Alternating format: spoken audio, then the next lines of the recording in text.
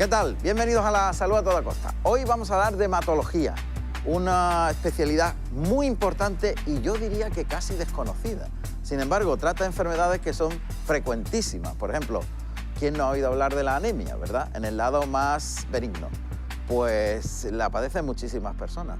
Bueno, pues hoy el doctor Javier Gutiérrez de Guzmán, que es el jefe del servicio de hematología del Hospital Vitasanit, nos va a poner al tanto de eso y muchas más cosas, porque también trataremos la parte más dura, ¿no?, de la hematología.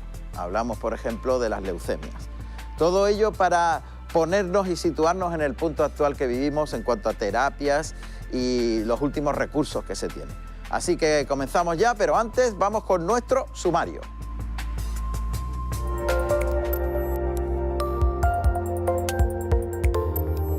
Hoy en La Salud a Toda Costa nos visita el hematólogo Gutiérrez de Guzmán para hablarnos de los principales problemas más comunes que podemos encontrar en la sangre. La sangre es tejido vivo formado por líquidos y sólidos. La parte líquida, llamada plasma, contiene agua, sales y proteínas. Más de la mitad del cuerpo es plasma. La parte sólida de la sangre contiene glóbulos rojos, glóbulos blancos y plaquetas. Algunos de los problemas de la sangre afectan una o varias partes de esta e impiden que cumpla su función. Pueden ser crónicos o agudos. Muchos trastornos sanguíneos son hereditarios. Otras causas pueden ser otras enfermedades, efectos secundarios de algún medicamento y la falta de ciertos nutrientes en la dieta. Sobre todo esto y mucho más hablaremos hoy en La Salud a Toda Costa con Juan Ramón Romero.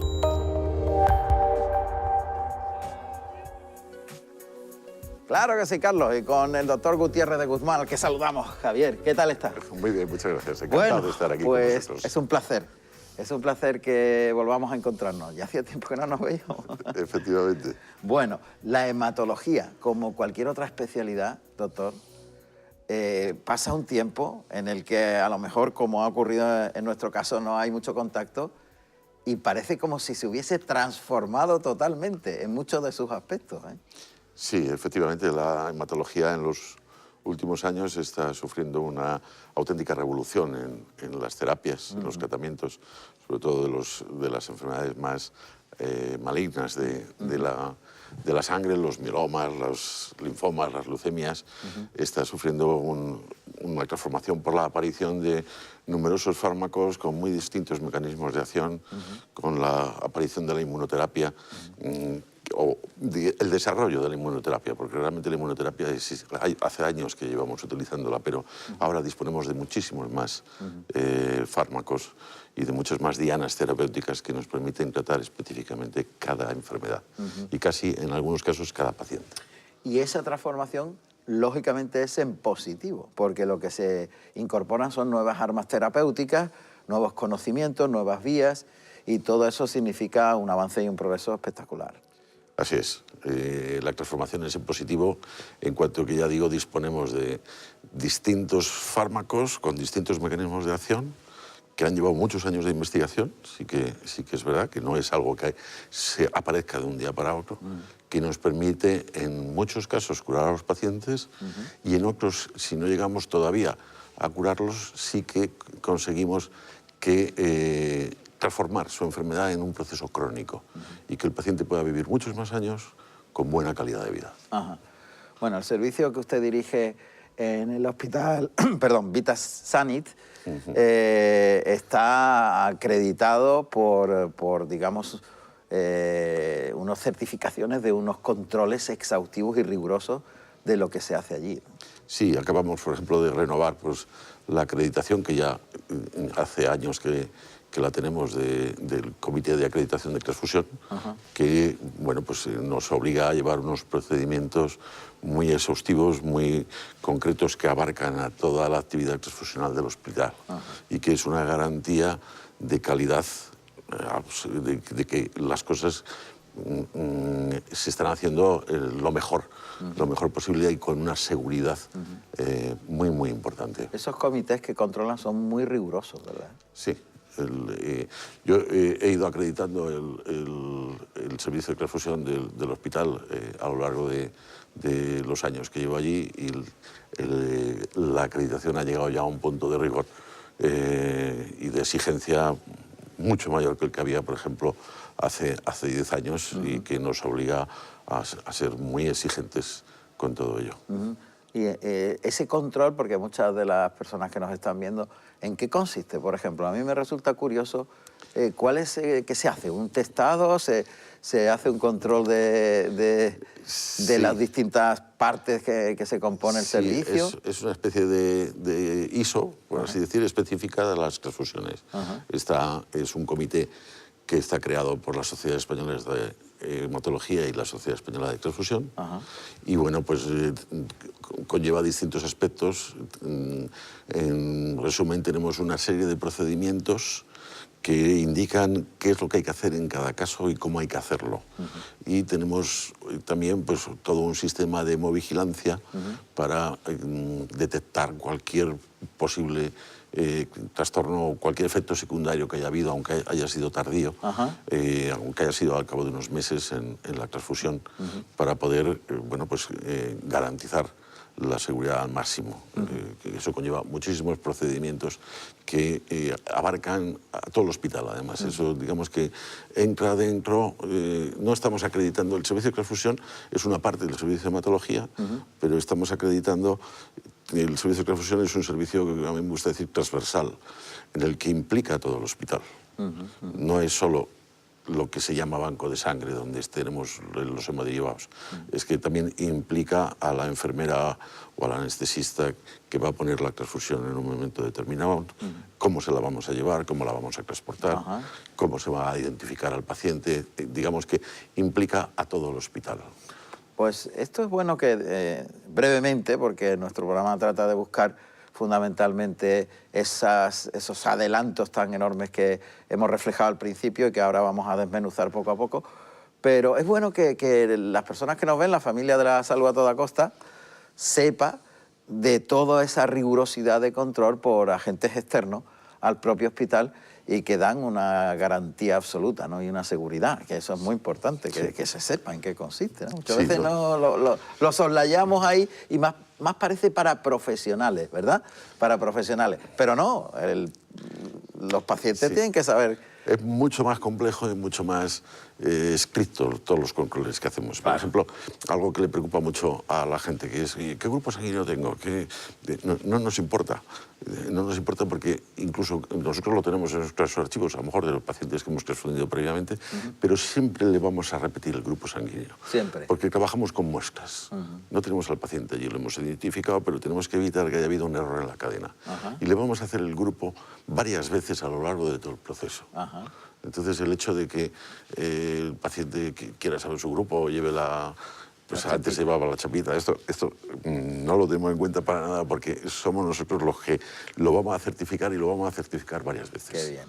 Doctor, ahora sí que vamos a entrar en ese ámbito de lo que es propiamente el grupo de patologías que la hematología contemplan, que es enorme. Y hemos tocado los dos extremos, ¿no? Pero también son los más conocidos. Las anemias, fundamentalmente en la parte más benigna, y las leucemias, linfomas, etcétera, en la parte más maligna, digámoslo así, ¿no? Así es. Vamos a empezar por lo bueno. Vamos a empezar por lo bueno. Pero bueno, es algo que preocupa a muchas personas y en realidad muchas de ellas que son diagnosticadas de anemia no saben lo que es. Claro, la anemia es un déficit, una disminución de la cantidad de hemoglobina, más que de los hematíes, que circulan en la sangre y que son la encargada, esa proteína que hay dentro de los glóbulos rojos, de transportar el oxígeno para los tejidos. El hematíes es el glóbulo rojo, que es una célula que va funcionando por allí, y la hemoglobina está dentro del glóbulo rojo y es la que va a captar el oxígeno en los pulmones y la va a desprender en los tejidos. Perfecto. Estábamos viendo, mientras hablábamos, muy bien las imágenes nos estaban ilustrando de las funciones que hace la sangre, que son muy diversas, ¿no? Y una de ellas es esa. Bien, y entonces, ¿cuándo se produce la anemia? ¿Qué significa tener una anemia? Bueno, tener una anemia significa tener un descenso de la hemoglobina. Bien porque los hematíes estén vacíos de hemoglobina, aunque haya muchos, bien porque haya un descenso simultáneo de hematíes y de hemoglobina, ¿no? Porque haya menor cantidad. Siempre se le ha atribuido a una falta de hierro, ¿no? Eso así como... tiene su razón de ser, porque es la más frecuente, Pero también es peligroso el darlo por hecho. Claro. Es decir, la mayoría de las anemias son las ferropénicas, la mayor frecuencia.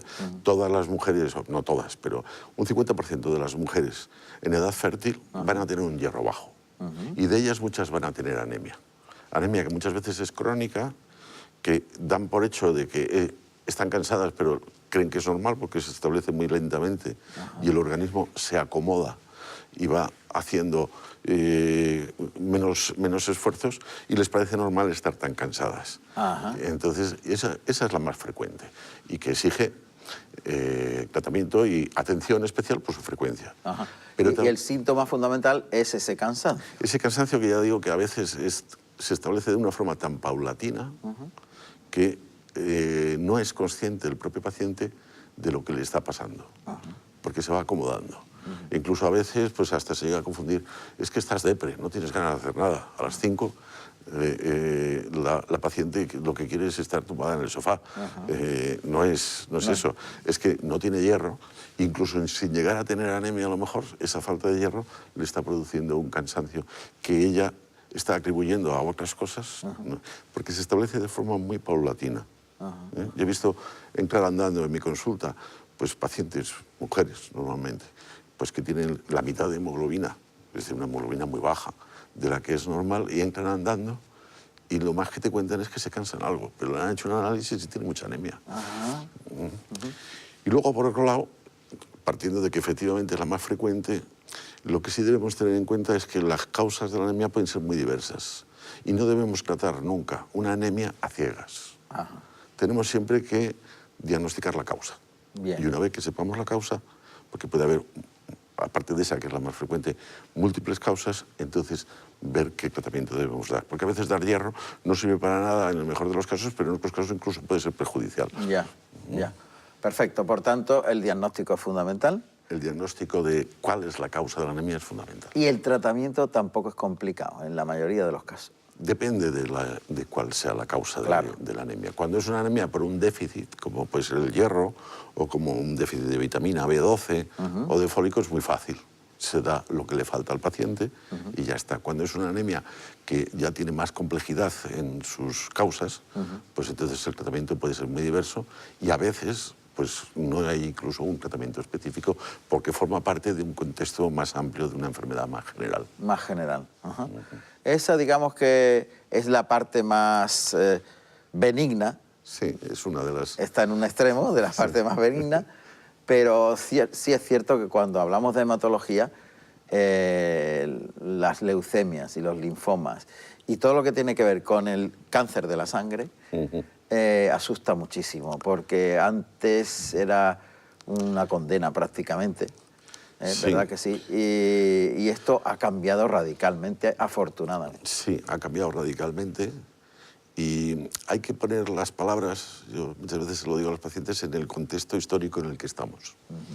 Cuando uno en los años 40 del siglo pasado, pues le decían que tenía una tuberculosis o una neumonía y no teníamos ni penicilina, pues el pronóstico era muy malo. Muy malo. Hoy día lo que no podemos es trasladar el concepto que tenemos de leucemia a una enfermedad necesariamente mortal a la actualidad. Porque hay muchos tipos de leucemia, hay muchas leucemias que curamos, otras desgraciadamente no, y otras que controlamos muy bien sin que el paciente llegue a fallecer por la leucemia, fallece por otros motivos. Convirtiéndola en una enfermedad crónica. En una enfermedad crónica, efectivamente. Y siempre, lógicamente, en medicina hablar de porcentaje resulta hasta obsceno, ¿no? Sí. Pero es una forma de comprender todo este proceso, ¿no? En el sentido en que antes, hablar de leucemia, pues los porcentajes de un resultado trágico eran muchos y ahora se ha reducido eso de una forma drástica. Sí. Estará en función, digo yo, tanto del diagnóstico como del tiempo de diagnóstico. Sí, del tiempo de diagnóstico, del tipo de diagnóstico, del tipo de leucemia. Es decir, cuando hablamos, por ejemplo, de leucemias agudas, pues ni siquiera en ellas podemos dar unos porcentajes que nos sirvan para todas. No sirve. Hay un tipo, por ejemplo, la leucemia promielocítica, que hasta hace unos años pues prácticamente el 90% de los pacientes fallecían los primeros días por una hemorragia cerebral normalmente. Hoy día, si conseguimos que en las primeras 48 horas el paciente le estabilizamos, pues el porcentaje de curaciones alcanza el 90%. Otras, pues depende de los marcadores que tengan, pues conseguimos a lo mejor un 50% sin necesidad de trasplante, otras hay que hacer un alotrasplante, que no siempre va a curar al paciente, pero que nos aumenta las probabilidades, ¿no? Y dentro de otros procesos, pues hay linfomas que conseguimos curar en unos porcentajes muy altos, a veces los más agresivos, curiosamente, porque cuanto más agresivos son, más sensibles son también al tratamiento que le podemos poner. Y otros, pues conseguimos con los nuevos fármacos de inmunoterapia y otros fármacos que incluso son orales, pues conseguimos unas respuestas que nos permite mantener al paciente años y años en una situación de bienestar y de que no sea la enfermedad la que le condicione su supervivencia. Doctor, toda esta variedad tan enorme, porque hablamos de leucemias, de linfomas, pero cada una de ellas tiene unas cantidades enormes y diferentes Sí. digamos, de origen y también de expresión y también de tratamiento. O sea, estamos ante muchísimas enfermedades denominadas de una misma manera. Claro, por eso digo que tenemos que primero darle nombre y apellidos. Primero, saber que la leucemia, por ejemplo, o el linfoma, Sí. pues no es una enfermedad que necesariamente sea mortal, que un porcentaje muy alto, cada vez mayor, lo curamos. Pero luego hay que darle nombre y apellidos. Decir que tienes una leucemia o un linfoma se queda muy pobre. Es como si te llamas Pepe, pues si tú vas por la calle y dices Pepe, pues sale un montón, gira la cabeza. Claro. Tenemos que ponerle los nombres y apellidos y Claro. entonces sabremos si es moreno, si es rubio, si tiene tantos años, si tiene los otros, si podemos esto o lo otro. Eso es lo que tenemos que determinar, porque hoy día prácticamente linfomas, por ejemplo, que la gente dice un Hodgkin, un no Hodgkin. Pues en la clasificación que tenemos linfomas internacional de la Organización Mundial de la Salud, pues por lo menos tenemos 40 tipos. Cada uno con sus características. 40 tipos distintos. Más de ellos, ¿no? Cada uno con sus características que exigen, muchos de ellos, un tratamiento distinto. Cada uno tiene un tratamiento a lo mejor distinto, con un pronóstico distinto. Y dentro de cada uno de ellos, pues hay una serie de marcadores que pueden determinar que sea más favorable el pronóstico de ese paciente o que sea menos favorable. Es decir, cada vez hacemos una terapia más personalizada. Y nos pasa también, pues, no solo con eso, sino con los síndromes mielodisplásicos, con los mielomas, y es una patología que, además, es una patología que, esto es interesante decirlo, está en aumento. Está en aumento, pero porque es una patología que es más frecuente con la edad. Ajá. Y vivimos más. Cuanto más se vive, más Y probabilidades. Cuanto más vivimos, más probabilidades tenemos de tener un evento de estos. ¿no? Y es cierto que cuando se presentan en edades más jóvenes, vamos a preguntarlo de otra manera. ¿Tiene que ver la presentación en edades jóvenes o en edades más maduras con la agresividad de la enfermedad? Pues ahora se dice, bueno, tú ya como tienes tantos años no es tan agresiva, es mucho más fácil de... Esto si te pasa de joven, porque las células están muy jóvenes, muy fuertes, sí es peor. Sí, hay una parte que en algunos casos puede ser verdad, pero no se puede generalizar. Y hay situaciones, en leucemias, por ejemplo, la linfoblástica, que en los jóvenes, en los niños, pues se alcanzan hoy unos porcentajes de curación muy altas, pero sin embargo la edad mayor de 30, de 40 años es un factor de mal pronóstico. Es decir, que es muy variable. Es muy variable, ¿no? Y ya en cuestiones de edad, lo que hablamos, además, de cara a los tratamientos, por ejemplo, Sí. Estamos quitando el término, cada vez lo usamos menos, el término de edad en el sentido cronológico. Es que tiene 70 años, ya es muy mayor. No, vamos a ver. Si tiene 70 años, no tiene ninguna otra enfermedad, está en buenas condiciones físicas y mentales, está en condiciones de tolerar y soportar un tratamiento agresivo que a lo mejor una persona de 60, que además es diabético, hipertenso, claro, está más deteriorado, tiene problema, entonces menos ya resistencia. la edad cronológica Sí. va cobrando menos importancia y lo que le vamos dando cada vez más importancia a la hora de decidir un tratamiento es la edad biológica. Biológica. Es decir, ¿en qué situación está el paciente? Porque luego las terapias de soporte que tenemos que nos ayudan a que el paciente supere los tratamientos, pues son muy importantes. Cuando yo empecé la especialidad, o en los años 80, un poco después, pues teníamos un tope, por ejemplo, para hacer el allotrasplante, el trasplante de un donante, Es verdad. que eran los 40 años. 40 años.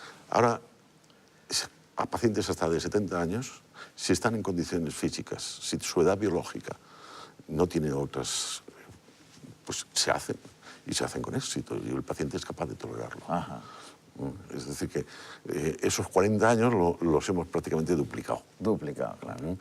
Depende de las características del paciente, de cómo esté, porque a lo mejor tiene 40 años y tiene una obesidad mórbida y es diabético y entonces pues nos compromete muchísimo más el poder hacerle un tratamiento.